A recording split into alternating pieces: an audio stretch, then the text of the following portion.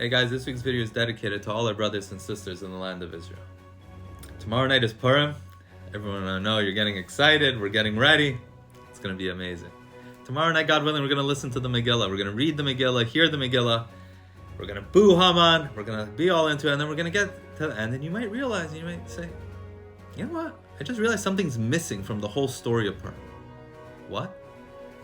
A headline-grabbing miracle. You're going to read the whole Megillah, you're going to follow along and listen, and you're going to be like, wait, you know what? There was no big reveal, God to the rescue. There was nothing like in the story of Hanukkah where you had the oil lasting for 8 days or the band of Maccabees overthrowing the huge Greek Empire. It's not like the story of Passover. There's no miraculous plagues. There's no splitting of the Red Sea. It seems like a bunch of events that worked out, great for the Jewish people. Where's the huge headline? Where's the huge God to the rescue in the Jewish time of need?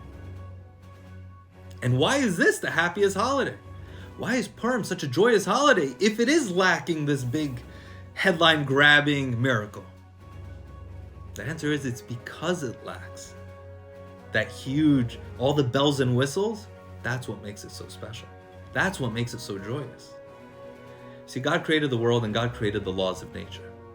And the laws of nature keep going along as God created them. For God to do a huge, big, open miracle, that means God has to impose his will on nature. Press pause and say, okay, usually you're supposed to do this. I'm hitting pause because I'm imposing my will, and now we're going to do this. That's what God, God, the big reveal. I am God. I run the world, and this is what I want to happen right now. That's what happened in Hanukkah. That's what happened in Pesach. Many times throughout Jewish history, when we had the big, everybody picked up their hand and said, wow, this is God. There was no doubt about it.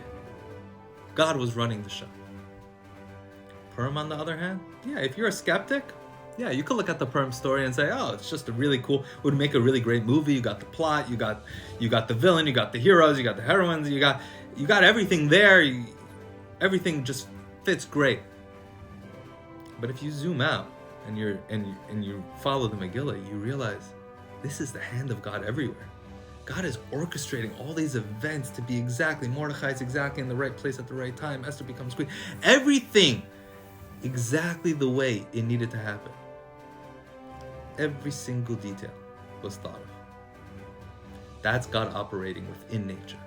You could go to a magic show and the magician could be like, here's how I do the trick. This, and this. And you're going to be like, oh, come on, that's it? Oh, okay.